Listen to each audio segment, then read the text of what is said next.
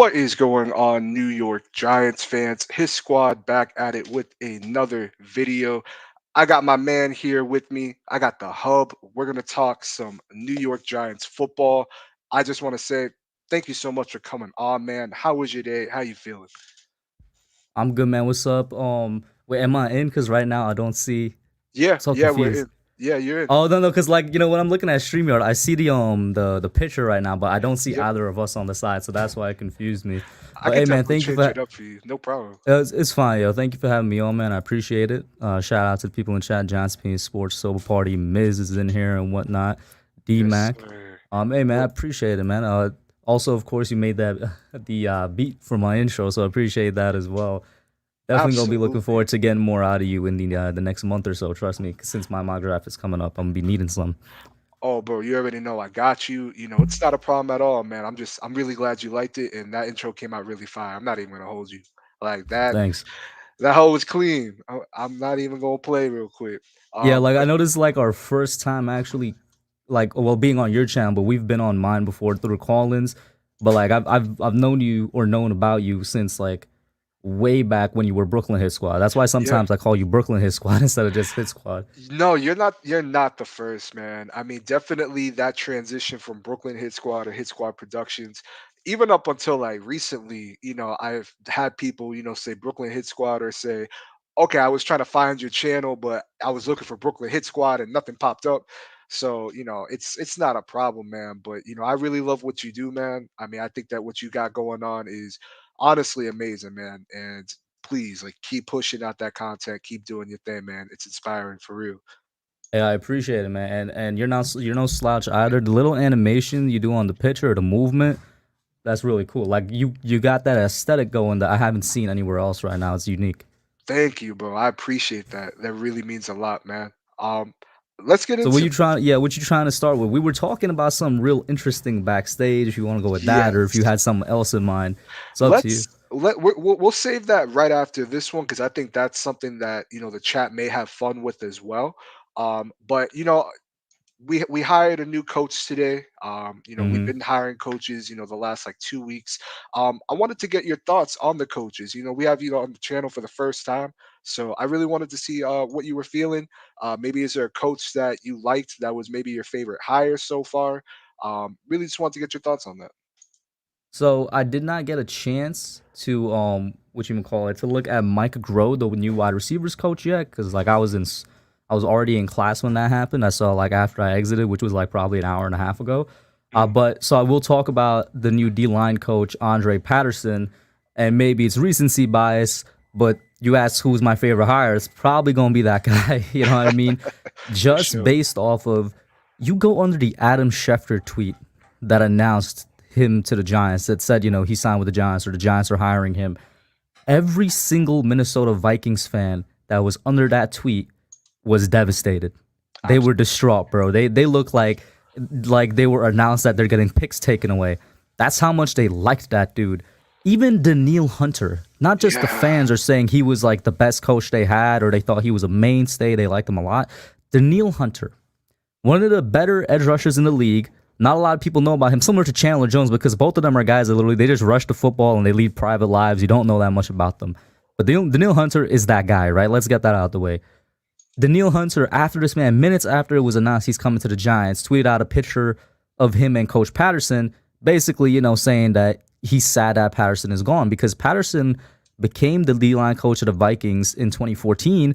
Hunter, I think, was drafted in 2015. So Yeah. there's a direct connection. Like, he's the guy that developed Daniil Hunter into the 15 sack guy that Daniil Hunter is. You know what I mean? And Like, he's a that's beast, completely man. obvious.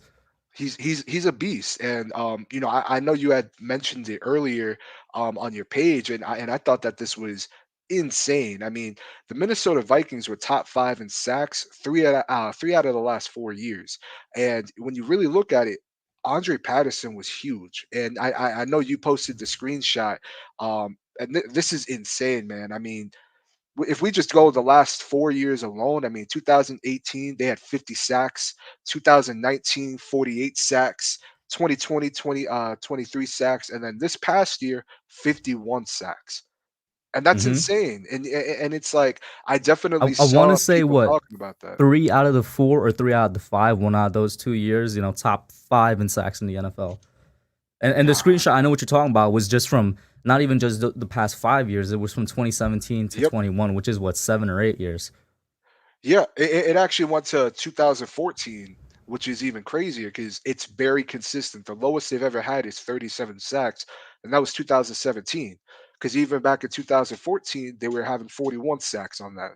So man, The 2 lowest years they had, it's not a coincidence that those lowest years were years they had injuries to their like oh, entire defense. absolutely, So it's like absolutely, I look at it and I say to myself, similar to how I looked at Wink, I'm like, he hasn't really had a bad year as a coordinator, except with Patterson.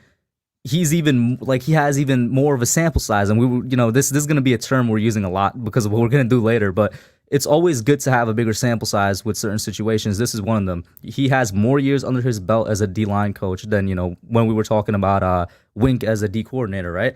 This man's yep, been a D-line coach basically his entire career. In my video today I went through it. He's been a coach since 1982 or something crazy like that, and he's been yep. a coach in the NFL sometime during the 90s. 99% of his positions were defensive line coaches, man. I Like love if it, you were man. if you were to take a shot every time you go down his career list and read defensive line coach, you die from alcohol poisoning. It's like so much. But like that just goes to show how good he is. You know Yep. what I mean? And like you said, you can't understate the fan reaction. That's one thing, but it's another thing to have the players reacting with the way they did too. Absolutely, man. And like especially Daniil Hunter, easily. I mean, I think you can make an argument, if not top 10, I'd say top 8, maybe top 7. Coming off the ball, and it really plays down to Patterson doing his job. And one thing that I love about him is that he's a teacher first. I was watching a press conference where he pretty much said, he's not going to get on his players. If they made a mistake, it wasn't intentional. It was, them. Maybe he didn't provide the right resources. Maybe he didn't give them enough reps. And I love it. And I definitely saw how Minnesota Vikings fans reacted, which, hey, I mean, I will take that. I'll be the first to say I don't know too much about him, but I mean, it seems like we got ourselves a great hire right there. Hmm. Um, Um, what else is there to say on it? I mean, because you don't want to hear anything else other than it was a good hire. And then under the tweet that Schefter made as well, we talked about the fan reactions, but just reactions from around the NFL. People in general were kind of impressed, and I don't want to jinx it, so knock on wood. People in general were kind of impressed with the staff overall that is being put together under Brian Dable. It's a lot more yeah, like we were excited for Joe Judge's staff, right? But the reason we were excited is because it matched, or we thought it matched what he said he was going to get teachers, right? yep, But most of them were unproven guys at the NFL level. They were all college level guys. Like, let's keep it real. I can't think of one guy other than Jason Garrett that actually had experience at the NFL level. It's almost the exact opposite for Dable's coaching staff. Every single person has extensive experience at the NFL level. And this is going to sound weird, but it matches the modern NFL. Like, the offensive side is a bit younger with a guy like Mike Kafka and obviously Dable himself. I haven't looked at Mike Groh yet. And the defensive side is a bit older, a bit more grizzled. And that you look around the NFL, that's what it is, man. yeah, The successful defenses are ran by guys that like have that experience, and the offenses are ran by the innovators, which tend to be the younger coaches. yeah, absolutely. And one thing that I will say this much is that one thing I noticed is that some of the coaches that Judge hired, they were failed coaches. I mean, Freddie Kitchens, he's a failed head coach. Jason Garrett, I mean, I understand he's Mr. 8-8, but he's a failed head coach. And I understand that, maybe they were brought in, to help with the process of a new head coach, in Joe Judge, considering this would be his first head coaching job. But looking at, the staff that we have right now, I mean, it's such an on paper, at least it's such an improvement. I mean, I really like the approach that Joe Shane and Dable had, with bringing in these coordinators. I mean, Mike Kafka. I mean, I don't think they have any connections to each other, but I mean, from what I've been reading, is that a lot of Chiefs fans were under the impression that if Bieniemy were to get the job, Kafka would become the offensive coordinator. Now, I mean, one thing that I will say is that I know that he was a QB coach. I think this is his first coordinator job, correct? Who? Mike Kafka, Yeah, yeah. He went from QB coach to QB coach. coordinator. Yeah, so it's like I'm not entirely sure because we don't know yet if he'll be calling plays. For some reason, I'm gonna be honest, I doubt it. I feel like Dable will Not be not for calling some plays. reason, uh, because I think we could both agree it would just be better if David was the one calling plays. I Absolutely, can't remember if it absolutely. was introductory press conference. He said this or somewhere else because they asked him straight up. They're like, "Okay, are you going to be calling plays for the Giants?" He's like, "It depends on the coordinator we got." And what I took that as is I'm like, okay, if we get somebody that's a bit more proven, like I think a lot of people number one's choice was Pep Hamilton. He's been an offensive coordinator before. Yep. I was like, he has experience. He'll probably call plays. But if we get somebody a little more unproven, like Mike Kafka, maybe then Dable would call plays. But who knows what's gonna happen? Yeah, absolutely, man. And honestly, I could see, maybe Dable calling plays the first year, and then in the second year, Kafka calling the plays. I'm not too entirely sure. We'll definitely find that out. I feel as this season goes towards the off season, excuse me. But I really liked honestly Wink Martindale. He was my choice, who I really wanted. I know some fans wanted Vic Fangio, who I completely understand. I mean, I think that he's if not next to Wink, I mean, I think he could be a step above Wink in terms of production on the field. But man, Wink Martindale, I mean, I'm shocked, man. I mean, when you look at these coaches that we've been bringing in, to the fans that said that this would be a unattractive organization to come to work for, to play for, I hope you realize that you couldn't have been more wrong.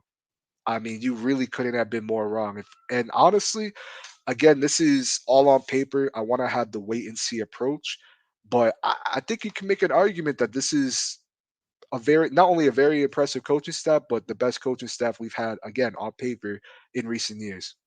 I mean, remember, because I remember you retweeted this last month. I think it was the middle of January when the rumors first came out that Wink was. This was while Patrick Graham was still our defensive coordinator, but rumors came out saying that Dable wants Wink as his defensive coordinator. Yeah, And I tweeted that I was like, if this happens, we legitimately have on paper the best coaching staff in 10 years. You yeah, know, facts. and fast forward basically a month because we're basically in the middle of February now. I agree with you completely because that's what it is. You look at going to that point of how attractive of a destination it was. It's a credit to Joe Shane and Dable because we knew they were a package deal, right? And like that, the whole Flores situation is something we could get into. But I feel like we could all agree they were probably a package deal. If Shane was coming here, then Dable was going to be here. The connection from Buffalo. Credit Yeah, to them because they made use of their connections to Wink Martindale to get Wink here. And then that's how it trickled down. Wink made his connections to everybody in the defensive side of the ball. Now, we got rumored Rob Ryan wants to come. And the Ryan brothers are amazing defensive minds. I mean, oh, Rex is the more man, popular one because he's more accomplished, but Rob yeah, Ryan is no joke. He was the linebackers coach for the Ravens. The yep, Ravens have really good middle linebackers and a really good young outside linebacker, which is why if Rob comes here, I'm so excited for Aziz Ojulari. We talk about Patterson. I don't know if there's a connection between them, but he left what is currently a better situation in Minnesota to come here. mhm, He's taking a chance because he believes in whatever's happening over here. So credit to absolutely. like Shane and Dable, man. No, you literally hit it on the nail, man. I mean, let's be honest, man. I mean, Rob, great coach. I thought that he was a solid defensive coordinator. And I think that if we can bring him over here, which I think that we will, but if we can bring him over here, I mean, I think that we attack the draft heavy with linebackers, man. I just don't think that. And as much as I'd love for him to come back, I don't think Martinez makes the cut. They may look to move on from Jalen Smith, which me personally, I'm in favor for bringing I Jalen Smith back. forgot we had him there. Yeah, I mean, I really liked what I saw from him. I mean, and obviously, it's a small sample size, but he always seemed to be where the ball was. He looked pretty quick. I know Cowboys fans and well, actually, no, I'm not going to say Packers fans, but definitely Cowboys fans were saying that he looked like he had taken a big step back. He looked a lot slower, especially in coverage. But I really liked how Patrick Graham was using him. Now, does he fit Wink Martindale's defense? I'm not entirely sure about that. I'm not entirely sure. I don't even think Martinez would fit. Wake Martindale's defense. I mean, he needs a dominant middle linebacker. So I mean, when I look at players like Devin Lloyd, I mean, I'll be honest with you. If we were to trade back into the teens, I would not be upset if we took him. I really wouldn't be upset if we took him with the trade back. I'm gonna ask you what you mean by dominant middle linebacker first.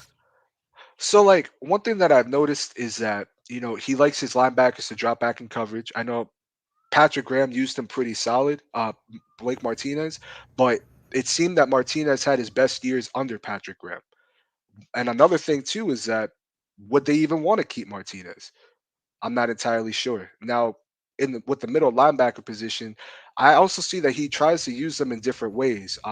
Me personally, I just I don't think that right now at the moment. I mean, not no knock on Tate Crowder.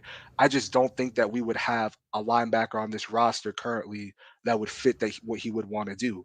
I mean, do you think that they would possibly look in free agency, maybe pick up an undrafted linebacker, maybe, or maybe pick up a player from the practice squad? So, well, first, the reason I ask you what you mean by dominant middle linebacker is because I agree with what you're saying, but I disagree with how you labeled it, right? I think what you actually mean to say is just a well-rounded middle linebacker, right? Because Blake isn't a well-rounded middle linebacker. He's a thumper. Yeah. He's a guy that could stop the run, and he's a great tackler. We all know his deficiencies in the pass game. And you look at Wink. Yeah, you look at what's the guy out of LSU? Is it out of Patrick LSU, the Queen. middle linebacker that they have there, Patrick Queen? He Patrick hasn't Queen. Yeah. necessarily lived up to expectations, but you just look at the middle linebackers they've had there. They've been well rounded, even if it's not at Yeah. a high level. They could draw back in the pass and they could, cover the run as well. So I agree with that. That seems to fit what Wink does with his defenses.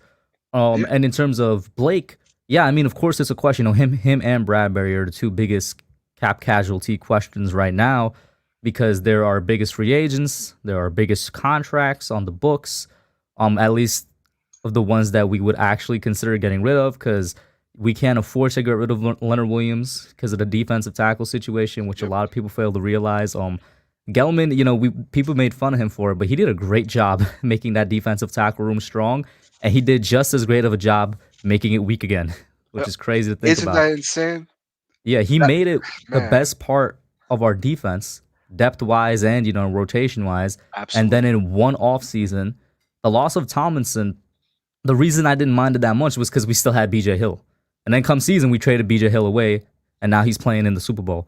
So it's like I love it. we built that up so good, and now it's legitimately become a position in need, but people don't realize it.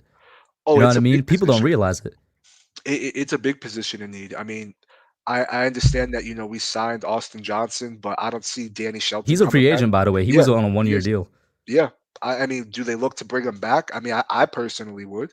I think I that he did definitely well. would. Yeah, I thought his production was not obviously on the same level as Dalvin, but I thought that it was comparable. I thought that he outplayed Danny Shelton. That was one of my biggest problems, throughout the season was why is Shelton on the field when Austin Johnson was doing a lot better? It always seemed that when a big run play happened, who's in the middle of the field? It's Danny Shelton on his back. I've never seen a man that's over 300 pounds get pancaked. I mean, it's ridiculous. And to kind of tie back around to the linebacker conversation, I do agree. With Giant Opinion Sports comment where he says that Queen started off awful to start last season, but he started playing better. Um, you know, I know that they had deficiencies, due to injury, in their secondary. Does that play a part into how the defense played as a whole? I mean, I definitely think yeah. so. Yeah, I mean, that can definitely do it. I mean, I think this was his second year, correct? So I mean, you could also say a sophomore slump. I mean, I wouldn't, but you could say that. But I like the rotation that they have because they have Queen. I know that they have Tyrus Bowser. They still have Pernell McPhee. I like Jalen Ferguson. So they have a nice rotation over there. And one thing that I think we could both agree on is that Wink also prioritizes his secondary. So with that being said, I mean, could you see the Giants taking, a dime back early or a cornerback early? so this is something I'm actually not sure about, right? And I'm gonna try and have Engraven vids for those of you that don't know. He's probably like the best Ravens content creator out there. We've had a couple collabs before. I'm trying to get him back on the channel whenever he's free to talk about Wink Martindale because with good reason, right? People say that Wink prioritizes his secondary, but I look at it and I'm like, is he prioritizing it or is he just working with what he has? Because Baltimore, when he got there or when he became their defensive coordinator, they had pass rushers, right? They still had a Yeah. Terrell Suggs that was putting up double-digit sacks. But over the course of the next 2 to 3 years, they were losing those pass rushers. They lost Suggs. Then they lost who was the edge rusher right after Suggs, man? That They had I know that they let Mosley go. They let they Matthew let Judon Mosley go. walk. Yeah, then they had Matt Judon stepped in, and Matt Judon was somebody that they developed that was a Yep. good enough pass rusher. So it's not like they were necessarily neglecting it. Because here's what happened: their elite pass rushers left, but what they had on the back end just continued to develop, and it became an elite back end. I don't necessarily think they neglected that front seven as much as it just, people just left. And then Yeah. when Matt Judon left, what did they do? They immediately went and drafted Odafe Owe. Oh God. So Yeah.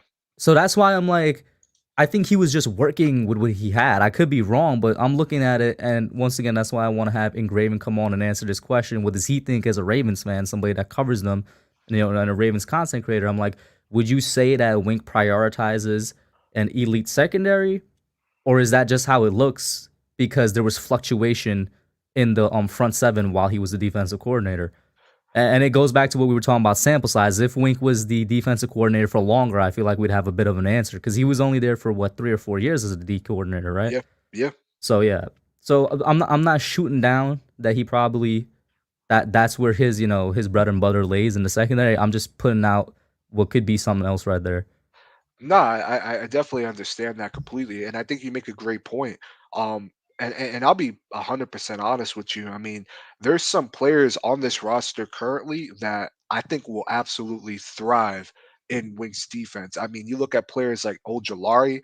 I mean, we saw what he did with Owe. I mean, always looking like a solid player. I think next year, honestly, I think that he could be, if not their leader in sacks for the year, at least one of them.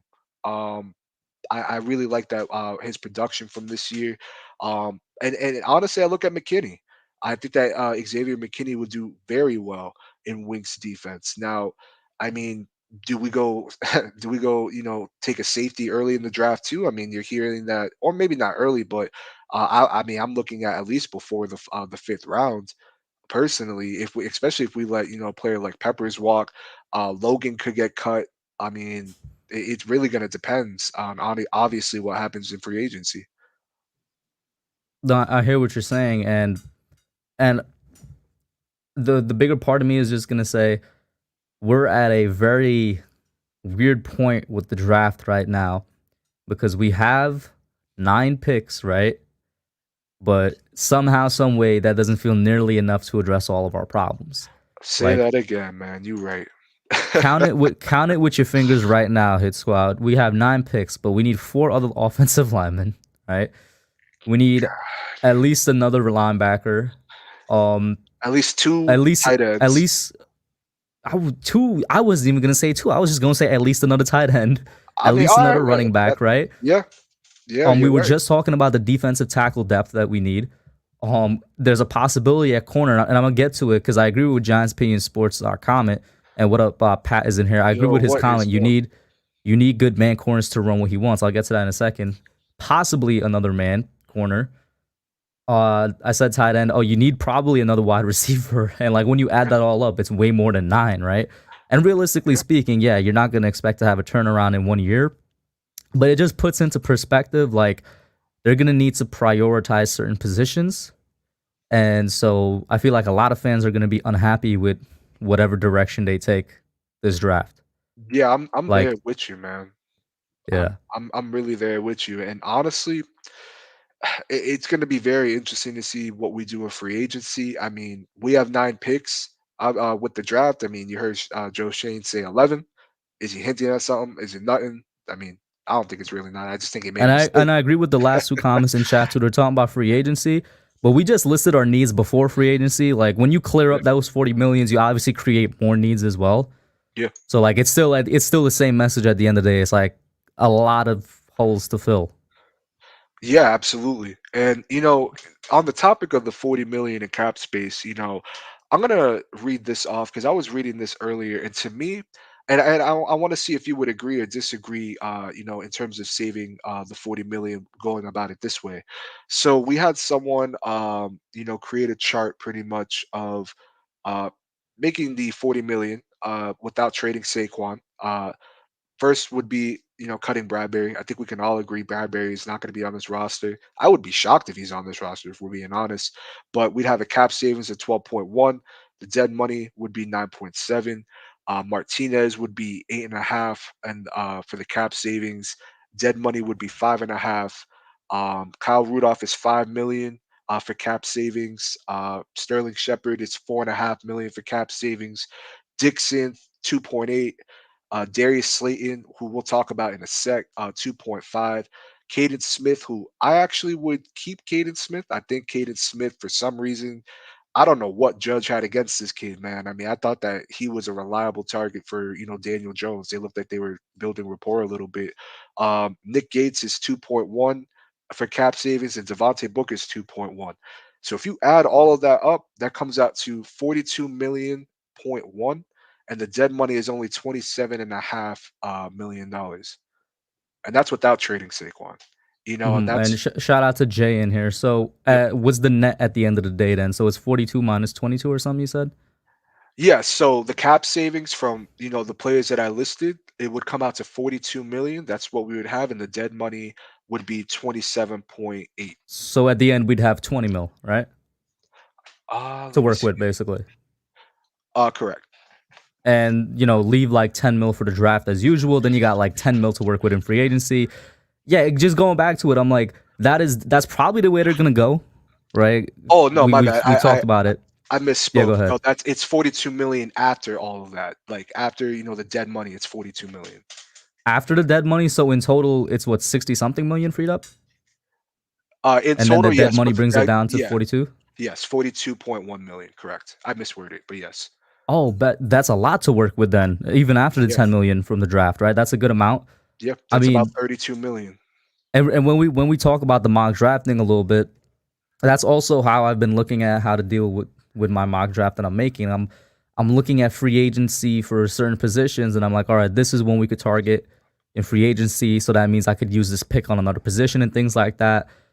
What I've noticed is that if Bradbury is gone, right? Well, it's not even a big if because he's the most likely candidate at this point. Even though I don't want him to be gone, I feel like he's a really good corner and he can play man, but Mhm. he's probably going to be gone. Let's call a spade a spade. So if he's Facts. gone, I honestly think that for 1 year, just for 1 year, we can survive with who we already have on the roster. I feel like we could survive with Adoree, with Darnay, Adore, almost said Adoree again. Aaron Robinson, Yep. Darius. Just for 1 year, I feel like we could survive with those guys. But if they must, it's a nice free agent class for corners. And there's a corner Absolutely. out of Buffalo that I wanted to get last year that went back on a 1 year deal to Buffalo. If he comes out again, because we have a Buffalo GM here, we should try and target a guy named Levi Wallace. He would be Oh, shit. somebody a really nice corner piece, I think. Probably a number two guy on this roster if we were to sign him. Same thing with like you just got to go and look at these positions. I'm like, all right, if we could potentially sign a guy like Levi Wallace, then I'm not gonna spend a pick on a corner this year because we have so many other holes to fill, and you just got to try and be as efficient as possible with it. Yeah, absolutely. And I mean, honestly, I think Adoria would do pretty fair in Wink's defense. I mean, you look at the way that Wink uses his corners. I mean, I like, the production from Marcus Peters. I know, oh God, his name isn't coming to me at the moment. I believe it's for Marlon Humphrey. I mean, he's a stud of a corner, so honestly, man, I mean, I think that for now, if they weren't, to draft a corner, which I don't see it happening. I see them addressing, the secondary in this draft, but for some reason, if they didn't, I think that you can somewhat get by with having Robinson on the other side, paired with Adoree And like Jackson. I said, it would be for just 1 year, right? So Yep. I'll be fine with it. Yeah, absolutely. I wouldn't have any issues with it. And I mean, again, who's to say, they don't pick up a player or two in free agency? I'm not expecting, anyone big. I think that if we were to pick up a free agent, I would want it to personally be an offensive lineman, preferably a guard. But again, I think it's just going to really come down to, how they approach free agency and how they clear up this cap. But I mean, you really got me thinking, considering that we only got 9 picks and the holes that we're potentially going to have. I don't think some of them are as bad as some people may think, but there's definitely some depth problems that we have in certain positions. What up, Mac? And with the turnover that we're gonna see, coming with this roster, and I said this even before Joe Shane was talking about clearing up 40 mil, because when we hired him, it was either in a stream or in my reaction to it. I said that I have a couple friends that are Buffalo Bills fans, and they told me when Brandon Beane was hired in 2017, that he made a lot of cuts and some trades that are gonna look sideways to you, but he did it to clear up cap. Yep, And a couple weeks later, Joe Shane was saying that, so we're gonna have some turnover at least on the defense, I think, for this team, because that's where our biggest contracts are. And with that turnover, I'm definitely interested to see how it's gonna perform next year. Like going back to like talking about Giants fans' reactions, like how we both agree some of them are not gonna be happy no matter what direction we go. absolutely. They're we gotta learn how to temper, and this is for all of us. Gotta learn how to temper expectations with this coming season because yeah, Yep, we love this coaching staff on paper, but given the turnover that's gonna happen, at least because these are star players in our defense that we're talking about being gone, Blake Martinez and James Bradbury, right? yep. Maybe we shouldn't expect too much, you know, we shouldn't expect too much from the defense, right? And it's always better to have just a little bit more tempered expectations because if we do continue to perform at a high level on the defense, then that's good. But don't get your hopes up. And then because we're gonna have a younger roster, it seems like, and a cheaper roster, it doesn't match your expectations. No, absolutely, and that's one thing that I've been stressing. And I feel like it's been since we fired Joe Judge. Whoever we hired, and now obviously we know who we hired, but we got to give these coaches some time. Really, we have to be patient. With this new regime, and I mean, they said it themselves. There's gonna be times where things are a little ugly, but that it's gonna get moved past. We're gonna do everything that we can to build a winning organization and I definitely want to approach this on a wait and see, because last year, man, I was boasting my chest, thinking we was going to the playoffs. I was really sold in, and with how things went, I can't do that to myself again, man. I really, I really can't do that to myself. So I definitely do think that we got to give them, some time. You got to give this defense some time too, for them to get their guys. Same with the offense as well. I really want to be able to let Joe Shane, do what he needs to do. Same with Brian Dable and get their people in here. And what I like is that the coaches that we have hired, for the most part, we've picked them from winning organizations. And I really, man, I always think about, what is it going to be that this team is going to be back to being really good to where I I always expect us to win. Even in games that I you can make an argument we're not going to win, but I really look forward to that time where all Giants fans are just one and not divided. I mean, it's always going to be a little division, but just winning football, man. Because right now, that is far from it, man. Mm-hmm. Mm-hmm. But I wanted to just briefly talk about Darius Slayton, man. I mean, Dan Dugan, made this post today, and I thought that it was very interesting because I personally did not have us cutting Slayton this year. I'm in favor of actually bringing back John Ross, but I didn't see us even moving on. That thought never really came from we could cut Darius Slayton, but this really makes sense. I mean, his cap hit for this year is 2.6 million. Now, if we cut him, and if or trade him, we save 2.5 million. Now the dead money, if he's cut or traded, is only 59,000. Now, when I was reading into it, I guess it's an example of the proven performance escalator, the PPP, excuse me, the PPE.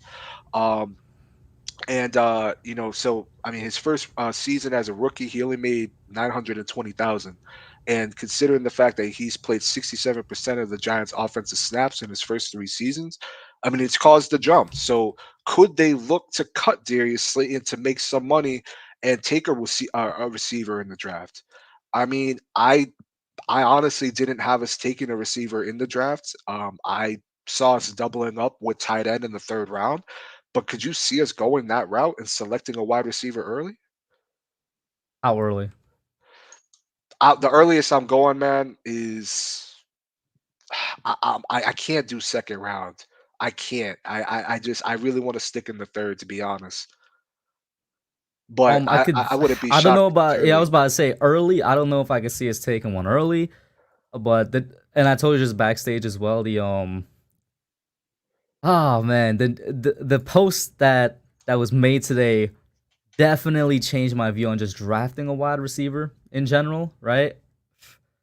But the earliest I'm going as well would be third, and Yeah, honestly, even then, like if man, it just goes back to I'm so torn on where to spend these picks on, right? yeah, Because I really want in no particular order, right? The first picks we have, uh, O line, edge, maybe another O line. That's 3 to 5 right there.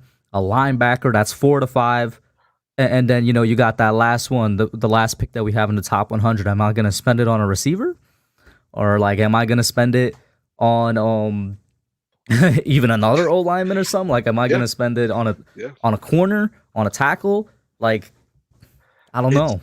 it's definitely very interesting to think about, and the more we talk about this, it's like I was already in favor for trading back, but I'm getting to a point where I would not be upset. It depends on who's on the board at the moment, but I wouldn't be upset if we did what we did last year and traded back in the first round and then traded back in the second round. I mean, I'm Hmm. trying to collect as many picks as we can, man. I mean, it's gonna take more than one draft, to fix our problems, but I just feel that again, like the more we talk about, some of these players that could get cut, man. I mean, I Oh, want to by get the as way, many picks, man. so guys, the NFL honors going on right now. T.J. Watt won Defensive Player of the Year. That's what's up. I mean, he earned Congrats. it. He definitely earned it. What up, G He's Nation? Lewis in here as well.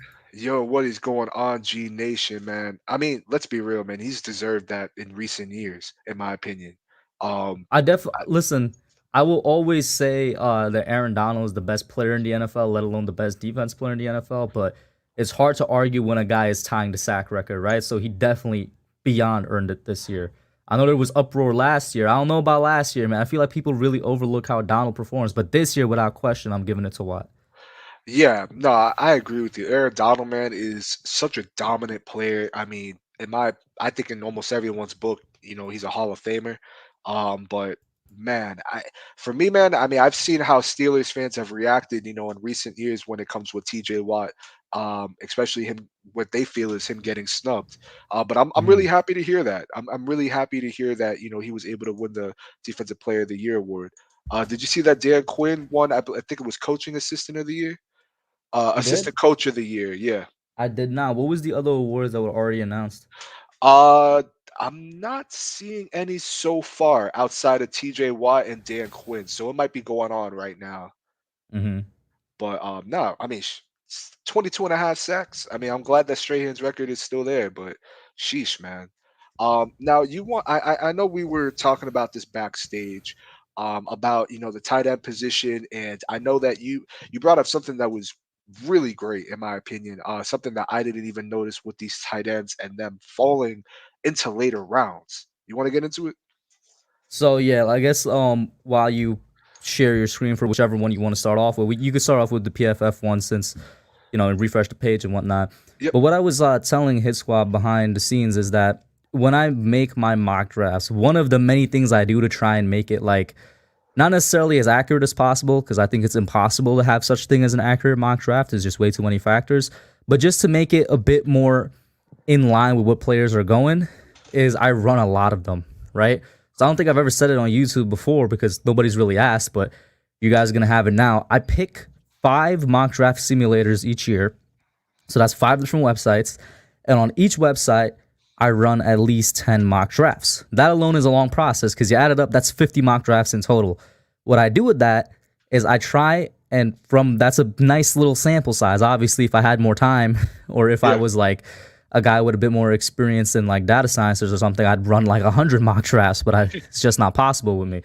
But 50 is a good sample size to have, and that's 50 mock drafts, all with each different big boards, and a different thing is happening in each mock draft. What I do is I try and see what positions are going in certain rounds. And what I've noticed consistently for this year is that the tight end position is falling in rounds 4 and 5. Because we were talking about Jeremy Ruckert, and I Yep. see Giants P Sports brought up Jeremy Ruckert. Jeremy Ruckert is one of my favorite tight ends this year. He's like my tight end 4 or 5 in this class. We were talking about it. I see a lot of people on Twitter, they're taking Jeremy Ruckert in the 3rd round. And I know even you mentioned you'd like him in the 3rd round. I'm like, I don't know what's going to happen in real life, but Yep. this guy's falling to round 4 and 5. The more and more you run these simulations, the more and more, you let it happen. It's like he's coming to you in the 4th or 5th, and you could use that 3rd round pick on another position. Yeah, absolutely. I mean, honestly, again, I thought, we would at least double up. I wouldn't, at least I would double up, but I would want to double up in this year to get 2 tight ends. I mean, I think Ingram is gone, Rudolph is gone, Toy Lolo, he's going to be gone, coming off of, I think it was in the Achilles or ACL. I just know Um, it was it was an serious. injury, man. Yeah, it was serious enough for him to miss the year. So, I mean, who's to say Caden Smith is here? I mean, we're not going to have that many tight ends on this team. I mean, we could go the route of selecting one and then picking up one as an undrafted free agent. But I mean, if you have 2 picks in the 3rd round and what you're saying is true, which it's definitely looking like, and we're gonna show the people in the chat what you had pointed out. I mean, would you have a problem? Not have a problem, but would you be upset if they doubled down on getting 2 tight ends in the 3rd round? I definitely would, because just the holes, man. If they want to get 2 tight ends, get one in the draft, get one in free agency. But if you get 2 tight ends, that means what position are you not getting in the 3rd round? Like, are you not getting that linebacker? Or are you not getting that other lineman? You know what I mean? Like, Yeah, it just very comes back true. to that. Not much I can do about it, but yeah. And when you showed it to the people here, like I said, I don't just run one mock draft and call it a day. You need to run more and more so that you have basically a more diverse sample size, right? Absolutely. Um, and that's just it's just common sense, right? Like, you don't need to be a data scientist to do that. So we have 3 of them pulled up, and Yep. hopefully the trend continues. Because, bro, what a joke it would be if it doesn't continue then. But me and his squad did it behind stage, and it did continue. So Yeah. we're gonna try and do it on 3 different simulators, so you guys see what I'm talking about, right? So like, I guess you're gonna start it right now. We Yep. don't really care about what we're picking with the first floor or the first, like, basically we're trying to get to the 4 and 5 and see what's happening with the tight end position. Yes, sir. So y'all don't mind who I select. When we was backstage, I took Kyle Hamilton at 5. Uh, I ain't doing that in real life, but but let's get into it. Let's see. We're about to be in the 3rd round. Hmm. We want to get to 4, and then we're gonna see what's happening. Okay. Gonna be Leo Chanel. All right. So we're in round This 3 is again. 3, so Yeah. yeah, just go ahead, pick somebody.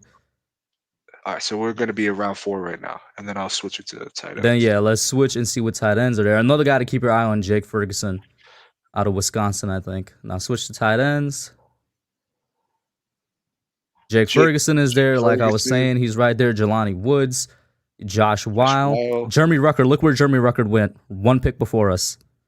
So he Wow. is dropping to round 4.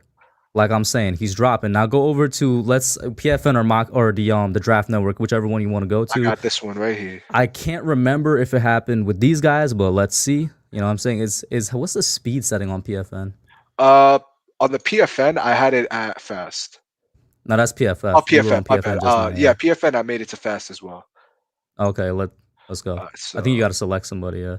yeah, I'm gonna select Why somebody. is Kenyon Green ranked so high? Damn, Yeah, that man is ranked that high. I'm just No, selecting. I just saw it on the big board. That man, whoa, I mean, that's kind of high. yeah, I was gonna say I thought that was pretty shocking. I was expecting to see at least one of Kenyon the Green is a tackles. dude that I think would go in like the mid to late first round, not the beginning of the first round.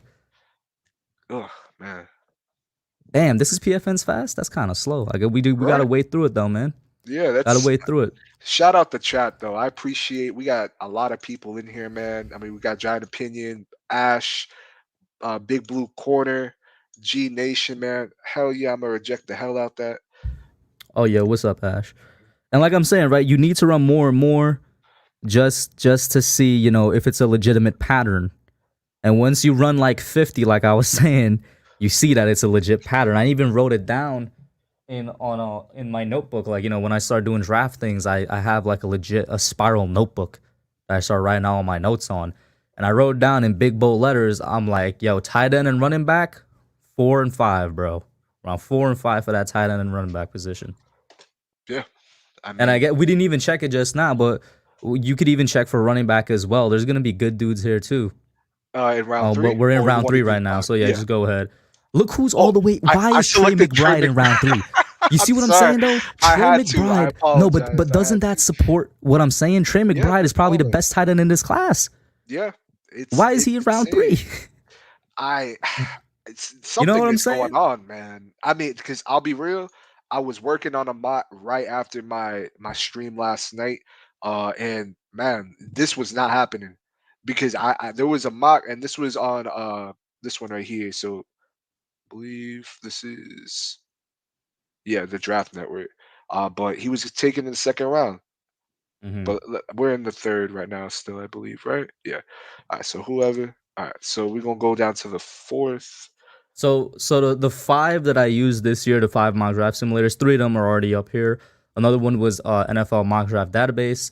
Another one was Fanspeak, and then in addition to that, so that's five different simulators, but also five different big boards. I also cross-referenced it with a site that I trust very much, Walter Football, with their big boards. And so like it's a lot of work other than just selecting whoever falls there. Sometimes a player wouldn't fall there, but I'm looking at the data from the other sites and I'm looking at Walter Football and I'm like, it's realistic for them to be here. Do you understand what I'm saying? I'm like, all Yeah, right, let me take them absolutely. here. So now we're Nah, in round makes four, sense. I'ma reject and this. we already took Trey McBride, and you see Jalen Werdener just went. Yeah, And so I mean, either way, those guys are right there. And you he look at got James Cook, a running back. We're talking about the running back position as well. If you switch over to running back, why is Damian Pierce here? So I don't think that's gonna happen. But Hassan nah. Haskins, a dude I really like, is gonna be here for sure. And honestly, I think that him and Saquon, if I mean, even if Saquon's not on this team, I think that he could be a nice back. I'm gonna be Another one to honest keep with your eye on, Jerome Ford out of Cincinnati too. Another good running back around this time. you. Okay, bet. I'm gonna definitely do my research into him, man. I mean, because you can make another argument too that we're gonna need a running back. I mean, I don't think so. I wouldn't have an issue taking one, in the sixth round, or even in the seventh round. I wouldn't be upset either if they took one as an undrafted free agent. But if you're telling me that a player like Hassan Haskins will be here in the fourth round, I mean, you got to take him. I mean, And I mean, there's another thing is like you look at where they have him on the big board. He's 170 here. yep. If you go over to back to PFF and go to their running backs, who do they still have around there? And if Uh, he's already Give me gone, we're at one. 109. But scroll up. Yeah, Let's see. Damian Pierce, Jerome Ford. Jerome Ford, like I was saying. You look at where they have them ranked on the big board as well, and Yep. it's like, yeah, that like 100. any rankings in the 100 is usually round four, right? Yep. And even on Walter Football Big Right Board, here which is a too. website I recommend for anybody, it's like you just see where these guys are probably gonna go. You know what I mean? Yeah. And I mean, then you we still could got finally go Haskins over. here. Yeah, exactly. We could finally go over to the Draft Network now and see if the same trend follows. Yeah, for sure. All right, so I'm gonna select Quanu. Why is Kayvon there? I just noticed. Y'all see Yeah, that, bro? I saw. I can't believe I just passed on Kayvon. I just clicked Now, whoever. like obviously, some of them are gonna be like, "All right, this is not Yeah, happening." Like that one right there, Kayvon. But once again, that's why I run it a lot of times to see which ones are not outliers from the data set, basically. Which ones are happening, which ones are legit trends and not just something weird that's happening. And that's when it comes in, you're gonna need to run it a lot. If I yeah, had time, I'd be doing it way more than 50. That's where like networks, that's where their stuff comes in. They have teams doing it for them. I'm just a one man team. nah, man. I mean, the more we do these, man, I mean, there's gonna be a lot of players that'll fall that we could potentially pick up. I mean, still here around three. If we just look at, hold on, let me Look, Trey just McBride is there. yeah, I was just about to go click tight end, but you still got Trey McBride right here. You still got Jeremy Ruckert. I mean, Jake Ferguson is still here. Garrett Prince. Um, I just want to see. So I'm a not choose Yeah, a tight end. just go back to all, and Yeah. yeah, Where did it go?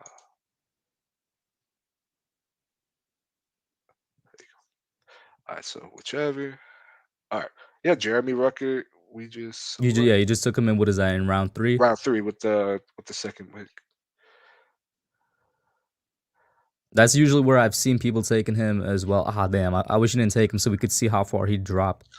That's true. Yeah, I apologize for that. But now Uh, we're in 110. You yep. got a dude in Jake Jake Ferguson is still there, like I was saying. Jelani Scroll down. Woods. Yeah, I'd like in the chat was just talking about Jelani Williams as well. Yep. And then let's see who's there at running back. Hopefully Haskins is still there. Xavier McKinney. Damian Pierce is still there, bro. That's I your didn't automatic pick I didn't see if that you're he in the was even fourth here. round. I If you're in the mean, fourth round and Damian Pearson there, in my opinion, that's a no brainer. Jerome Ford was there. oh here, let me scroll back. Like, there's names. Yeah. I mean, it's this is a deep draft, man. I mean, it's going to be very interesting to see what players fall to us, man. I mean, and especially if we trade back, man. I mean, that's just more picks in this draft that we could select. So, if we were to pick up another third or pick up a fifth rounder or even a fourth rounder, I mean, there's some players here that we could select in multiple positions that would be, man, I mean, it would be very beneficial. Mm-hmm. But no, that's crazy. I mean, I'm glad that you brought that to my attention, man. I mean, Because the it's thing is, crazy. like, now I'm gonna toot my own horn a little bit, right? Because Toot you it. guys know I go all in with my mock drafts every year, not just with the preparation. Like what you're seeing right here. This is just a small snippet of how I prepare for it, but also you guys see like the visuals and whatnot. But in terms of preparation, I'm gonna say once again, of course, nobody knows. It's impossible to make an accurate mock draft, so I just try to make it as close as to what I think could happen as possible. And Yeah. I don't even think I do a good job at that. I'm just looking at trends basically, right? But it has paid off a couple of times. So anytime people tell me they're like, "Oh, that guy's not gonna be there. What are you talking about, man? Oh, this dude doesn't know how to make mock drafts. He's just picking the best players that he thinks is gonna fall." And I'm like, look at my track record, bro. Yeah. Facts. Look at Cincinnati right now. Two linebackers, the Cincinnati's two starting middle linebackers are guys that 2 years in a row I said the Giants should have drafted. Jermaine Pratt in 2019 and Logan Wilson in 2020. Right? Logan Yep. Wilson, I think he went in the second round. Let me look that up real quick. Where was this man drafted at? No, he went in the third round. Bet, because that's exactly Yep. where I said he would go. I wanted the Giants taking him round 3. People were saying, "Oh, he's not going to drop there. I should take him round through." So I think in my mock draft 3.0 2020, I took him in round 2. Bro, the trends were saying he was going to be there in the third round. Jermaine Pratt, let me see where that man went. Also, third round pick.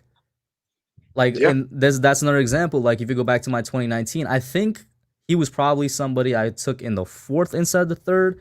But I was saying he's a linebacker the Giants could use, get him in the third round. Don't spend one of these, don't spend one of these premium picks on it because in 2019 was the quarterback era. And I will admit, I was like, I'm not sure about these quarterbacks. But if we had to take one, we take one.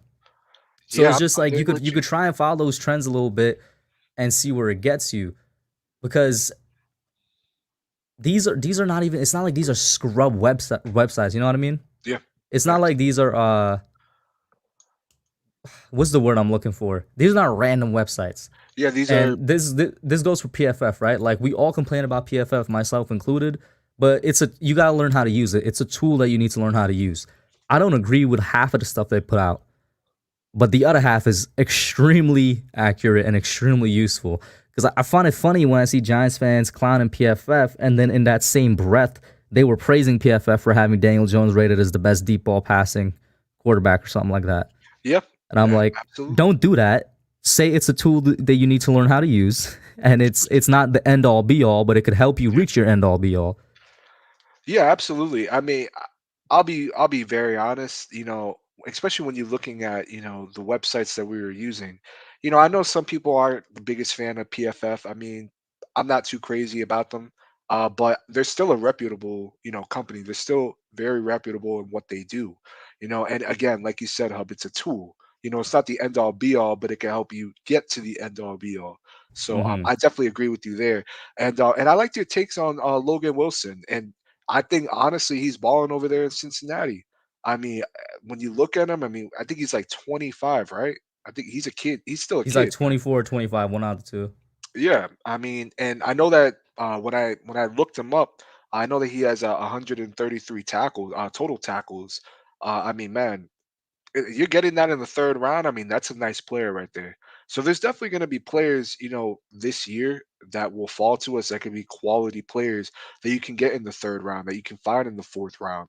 Um, and again, the more that we do these mock drafts, I mean, these tight ends, they're falling.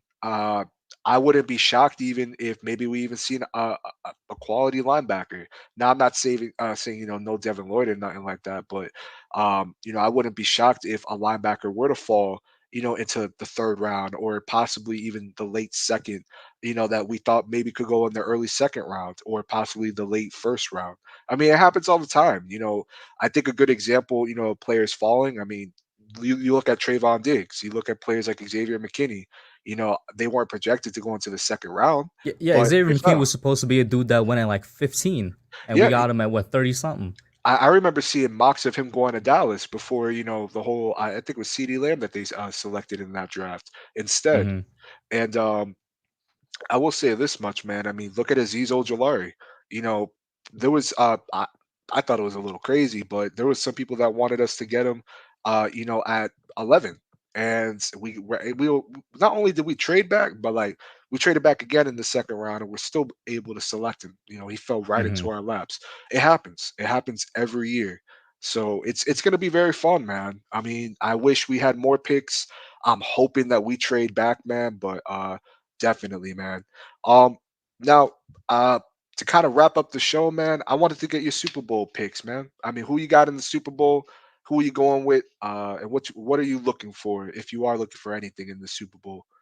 So I don't know if anybody's gonna like my answer, but I'm gonna say what I said on Young Guns last night. I'm not necessarily gunning for anybody to win because I feel like both teams are easy to cheer for. Now, I have been cheering for Cincinnati the entire playoff run, and I made that well known on Twitter. I'm like, Cincinnati's going to the Super Bowl. I was also a believer in the 49ers, but they fell short in the NFC Championship game. But I was just like, Cincinnati was a team I've been rocking it for a while now, and I gotta say it's because of Diggy. Talking with Yeah, and interacting with an LSU fan as big as him rubs off on you, and it I rubbed can off on me imagine. all the Yeah, way last year when I was I don't know if you guys remember in my draft streams, I used to make the jokes all the time about I have to rig Jamar Chase's combine so that he falls to the Giants. Obviously, I didn't get to rig his combine, and he went to the Bengals. But it's just like Cincinnati is easy to cheer for because they got a lot of players that I like. They got a lot of players that I wanted for the Giants. I was talking about Pratt and Wilson earlier, and yeah, they also have former Giants like BJ Hill. So it's just like I look at Cincinnati and I'm like, in another universe, that's us, bro. In yeah, another universe, we're yeah, the team that took Joe Burrow. We're the team that took these linebackers. We kept BJ Hill. Like, they're the underdog. yeah. But also, man, when I look at Cincinnati, I see the 2011 Giants so much. I look at Ah, Joe Burrow and I see 2011 Eli Manning, bro, especially in this playoff run. And there was a diagram put out on Twitter showing quarterbacks that made it to the Super Bowl with like the least helpful supporting casts, and the two quarterbacks that had the two least helpful supporting casts, and the only people on that graph that looked like they didn't belong there was Eli Manning in 2011 and Joe Burrow in 2021. And yeah, that just furthered my opinion of like he reminds me so much of him. The quarterback play is overcoming everything else. It's overcoming the bad offensive line. It's overcoming the mediocre defense. Speaking of which, a mediocre defense whose pass rush is coming on in the playoffs. Cincinnati's pass rush has been doing a good job these playoffs. The Eli Manning to Victor Cruz connection is the Jamar Chase and Joe Burrow connection. Victor Cruz had like 1,300 yards that season or yeah, 1,200 yards, something crazy like that. yeah. It was Like insane. CJ Uzuma, who is that? Jake Ballard, who is that? Yeah, Good wide receiver too. Hakeem Nicks, good wide receiver too. T Higgins. There's like so much. I look at this this Bengals team, and I'm just like, this is the Giants from 10 years ago, man. Joe Burrow is Eli Manning from 10 years ago. Which when you say it out on Twitter, you're gonna get killed because people only remember Oh the yeah, last 3 seasons of Eli instead of his prime. But Eli in his prime was Joe Burrow, bro. Or Joe Burrow right now was what Eli in his prime was. They're yep, both I can clutch. see that. Yeah, They both show up in big moments. Like so, Cincinnati is a real easy team to cheer for, and I guess maybe I am leaning that way a little bit because of that. But so is the Rams because I've been a big Matthew Stafford fan for a while now, man. I'm so happy to yeah, see him succeed. very Literally happy. the first year he got out of Detroit, he's in the Super Bowl. That's just hilarious to me. God, I'm a man. I'm a big Aaron Donald fan, like I was saying earlier. I think he's the best player in the NFL, and it's a shame that he hasn't gotten that Super Bowl yet. They all choked in 2018, so I hope they could succeed this year. Obviously, I still have a little love for Odell as well. It's nice to see him succeed. But somebody that I wasn't a fan of before the season that I became a fan of really quickly was Cooper Cup. And I really don't get the hate that people give Cooper Cup. Like he's literally just a hardworking wide receiver who, when he got like a better quarterback, exploded onto the scene. He got a Yep. better quarterback, and the Rams' number one and Robert Woods went down, so he stepped up and he broke the receiving record, or like he got close to breaking it. I can't remember. And the dude does nothing but work. He said the other day, speed isn't a necessity, but quickness is, and that's how he gets open. You look at him all the time. He gets open because he's quick in his routes, not because of the speed. Yeah, absolutely, man. I mean, and I'll be honest with you. I mean, one matchup I'm looking for, and I'm not. I don't think he's going to travel with them. I mean, he hasn't really been traveling this year. I'm really excited for Chase and Ramsey, man. That right there. I mean, if I think that if Jamar can win at least maybe three of the battles, I think that they got a shot, man. But if they could take Jamar out completely, I mean, you still got Higgins. You still got which. Let They me still say got this Joe, real quick. and I'll Yep. say Yep. this: the main difference, or I guess the main thing that goes against my Eli to Joe Burrow comparison is that Joe Burrow actually has a running game and Eli didn't. Like Joe Mixon is actually a really good running back, and in Yeah. 2011 we had no running game. Yeah. Ain't that crazy, man? And let's be honest, right? I really got to outside of the offensive line, of course, but I really got to give them a lot of props for how they've built that team. I mean, they drafted Joe Mixon, they drafted T Higgins, uh, Uzman's the tight end. Excuse me, I can never pronounce his name right. Right, it's wild. Is It's he gonna play in it's the Super Bowl? CJ Uzuma. Ozuma, okay, Uzuma. You Um, thinking of Hujmanzada, who yeah, was a receiver for the Uzman's Bengals like yeah, years I ago? get them. Yeah, I always get them mixed up, man. I used to say, "Who's your mama?" But it's I Oh don't yeah, know, man. Giants being sports. I did collect my money. I had a bet with Fisk before the season saying Jamar Chase was going to be the best rookie wide receiver in like the past 10 years.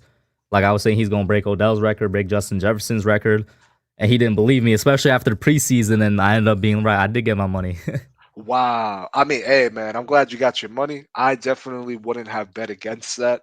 I didn't see, I didn't. As great of a receiver as Smith is, I still question Philly's quarterback.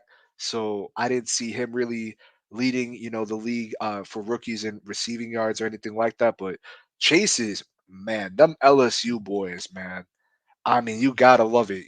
Chase, Jefferson. I mean, dude, I'm trying to get me one of them dogs, man. I So yeah, mean, Micah Parsons is defensive rookie of the year. Jamar yep, Chase, we were just talking about him. He won offensive player of the year, and Joe Burrow won comeback player of the year. as he should, as Yeah. he should. I And remember when everybody was saying Dak should have been it, but nah, bro, Burrow is definitely comeback player of the year without question. absolutely, you come off of that serious injury, man. You still don't have an offensive line, and you take your damn team to the Super Bowl. Yeah, you come back player of the year, and it's not even a Hmm. question. I know Michael Parsons. They said that he's the first defensive rookie to ever be in a unanimous choice in NFL history. For the defensive rookie of the year award. That's insane. Hmm. But nah, man. I mean, but for me, man, I got.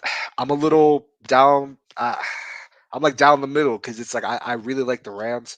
I mean, I want to see Odell win a ring. I want to see Aaron Donald win a ring. I really want to see Matthew Stafford win a ring. Um, I think honestly, man, I think as great of a talent as Rodgers is, you might not agree with me, man. I think that Stafford would have been able to do more if he had that situation in Green Bay. I don't know how to feel about that, right? Because I'm not an Aaron Rodgers fan, so let's not get it twisted. Yeah, I yeah, hate Aaron Rodgers, bro. And for a while now, and finally it got proven, right? But for a while now, I've been saying that Aaron Rodgers is a choker in the playoffs, and he only keeps proving that. But in the regular season, the dude's a monster. And so I'm not sure if I could say if Stafford was in Rodgers' situation, he would have done that. Because we've seen Rodgers with bad supporting cast, and he still balls out in the regular season. So I'll say that. I'll say that. yeah. I guess I'm just looking at their organizations. I mean, the Lions have been a mess, in I mean Stafford's entirety since he's been there. I feel. I mean, it's been really unfortunate that they haven't been able to provide him outside of Jim Caldwell. A competent coach. I feel. I mean, that's just me. Um, I will say this much though. I got to give him a lot of credit because I think it's very, I guess you could say, coincidental when you look at the year he had with Calvin Johnson, and then now the year he's having with Cooper Cup. I mean, man, I'm very happy and excited for Matthew Stafford, but I'm gonna choose the Bengals. I'm gonna choose the Hmm. Bengals.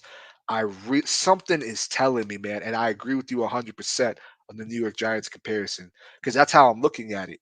Honestly, that's really how I'm looking at it, man. And I just got a strong feeling that this kid Joey B isn't going to be phased. He's going to come in there. I think honestly he plays his best when the lights are on him. Man, I'm very excited to see what this kid could do. But it's gonna be hard. It's gonna be hard, man, because that offensive line going against that defensive line that the Rams got. I mean, Jesus Christ, man. I mean, I'm kind of scared for the kid. I'm not gonna lie, because we saw what Tennessee I did. know, I know.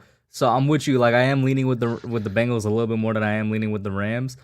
But this is either gonna be, and this is what I'm looking for. I'm looking for an entertaining game because the last three Super Bowls were not entertaining, man. Last year Facts. it wasn't entertaining. That was like it was a great defensive display from the Bucks side, but it was not fun to watch, right?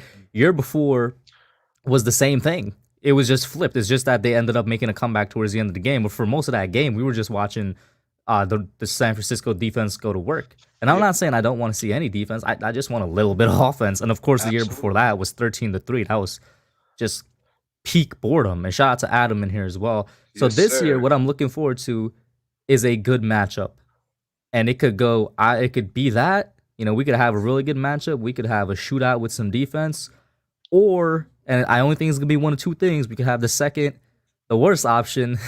It's gonna be a blowout in favor of the Rams because the Yeah. Rams are just getting to Joe Burrow constantly, and he's gonna look like Patrick Mahomes did last year. So it's gonna be one of two things, man. Yeah, I'm in agreement with you there, man. I mean, it's gonna be a really fun game. Um, there's a lot of times, especially when you look at that one Rams and Chiefs game. I think it was like what was that, 2 years ago, where they put up like 50 points. I would That love was to like see a 3 years. Super That was the Yeah, 2018 season. That was like 3 or 4 years ago. Yeah. I would love to see a Super Bowl like that. I can't even hold you. And Or people even forget that game had defense. That's why the Rams Yeah, won because the Rams defense was scoring points. yeah. I mean, on both sides, the Chiefs were doing their thing as well. I mean, but I will say this much. I mean, I think that this year overall, I mean, we've had some really good games throughout the year, especially the first week of the season, man. I mean, you started off with Dallas and the Bucks. I mean, I thought that was a solid game. You look at later on in the year with the Bills and the Chiefs in the playoffs. I mean, it just comes down to the wire, and maybe we get that in this game. I mean, you're getting two, in my opinion, very good offenses. I mean, yeah, the Rams got some dogs, but so do the Bengals. So I think Hmm. both teams are gonna. I think the Rams may have an advantage because I don't trust Eli Apple, personally. And if you're telling me that Apple is gonna either cover Odell or Cooper Cup, I mean, you're done for. But I think with the Bengals, you take out Jamar Chase, you still got to worry about T. Higgins. You still got to worry about their tight ends, Joe Mixon. But they got solid secondary, so it's gonna be a nice Super Bowl, man. I'm very excited. But Hub, I appreciate you coming on, man. We're gonna end the stream here. Thank you to everyone in the chat, man. I mean, it was a lot of fun. We'll definitely do these more with Giants friends, man. I mean, tomorrow we're gonna have Ash Money, man. It's gonna be lit, man. I appreciate it. But thank you so much for coming on, Hub, for real. No problem, man. I appreciate it, bro. It was great being on here. Great talking about everything, especially the draft. We're talking about positions and even the little seeing where the positions are dropping as well, just because I'm in the middle of doing all that with my Yeah. mock draft. So yeah. Definitely, man. And y'all be sure to check out the hub. I'm sure all of you have, but if you haven't, please check out the hub. His link to his YouTube will be in the description as well in the chat. Go hit him up on YouTube and on Twitter. And that'll be all for us, guys. I appreciate everyone coming through. Y'all be safe, man.